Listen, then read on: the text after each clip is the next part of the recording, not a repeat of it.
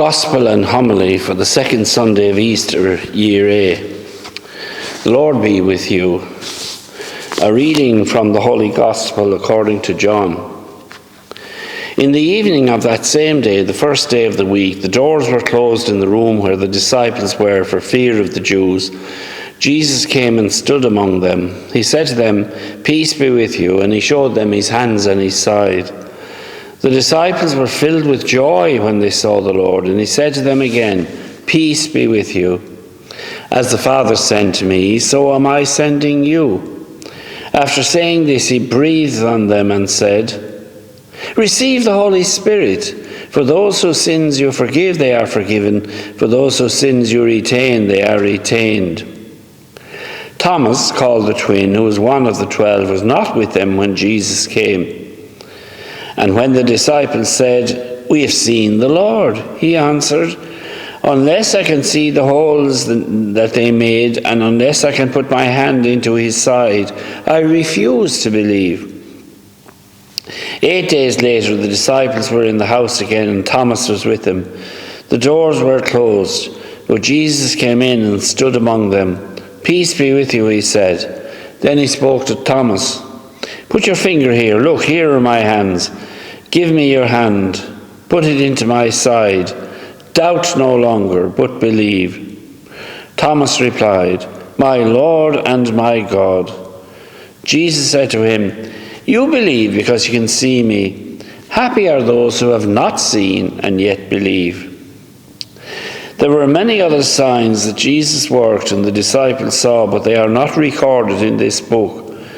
These are recorded so that you may believe that Jesus is the Christ, the Son of God, and that believing this you may have life through his name. The Gospel of the Lord.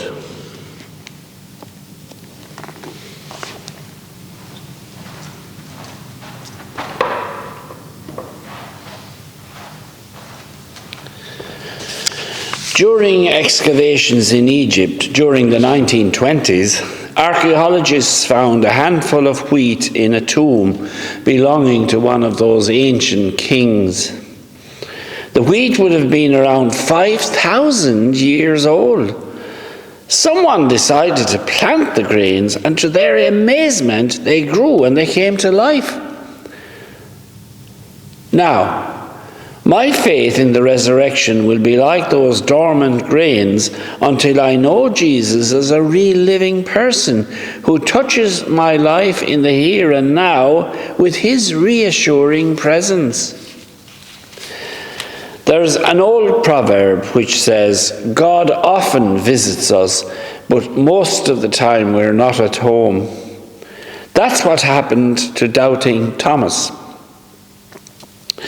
We're not at home, for instance, if our faith in him is merely academic, or if we believe that science explains everything. That doesn't at all mean the church is anti-science, as some people make out. The first observatory in the world, for instance, was in the Vatican. The first universities in Europe, which became the model for all universities, were mostly founded by the church, and they all included faculties on natural philosophy and physics. So much for the church not being interested in science.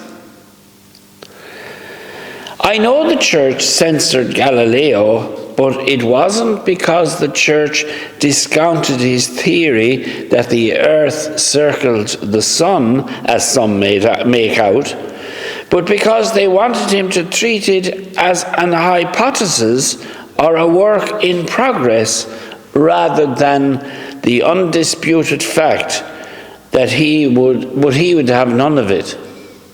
So they wanted him to treat it as a hypothesis, not as an undisputed fact. But he wouldn't have any of it. That was the nub of the problem. The Protestant church, which had only shortly come into existence at the time, they dismissed his theory out of hand as being unscriptural. Thomas Thomas would not believe that Jesus had risen until he had seen him in the flesh, but Jesus gently tells him, "Blessed are those, Thomas, who have not seen and yet believe," and that's you and me. The resurrection has more to do with the transformation of the inner man or woman than seeing him in the flesh.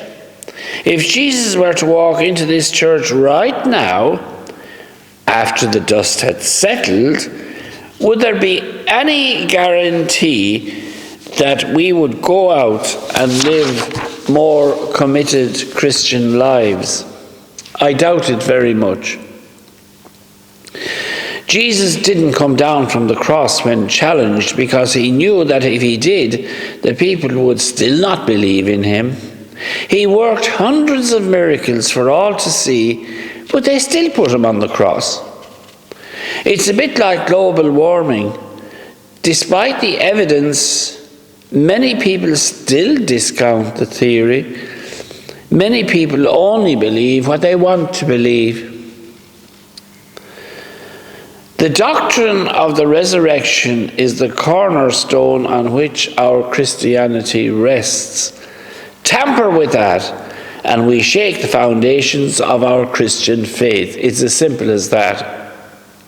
St. Paul reminds us that if Christ is not risen, then all our believing, all our faith, all our praying, and even all our loving is in vain. The church wasn't built on doubting Thomases, but on the unshakable belief that Jesus rose from the dead in his human body and is with us in the church until the end of time, as he promised. Thomas wanted to touch the Lord's wounds, but it is he who is touched when the risen Jesus pays him and all the apostles a surprise visit. He visits us too, especially in Holy Communion, and we're not surprised at that because he loves us. Unlike Thomas, may we never doubt his presence. Thank you all now for listening, and God bless you all.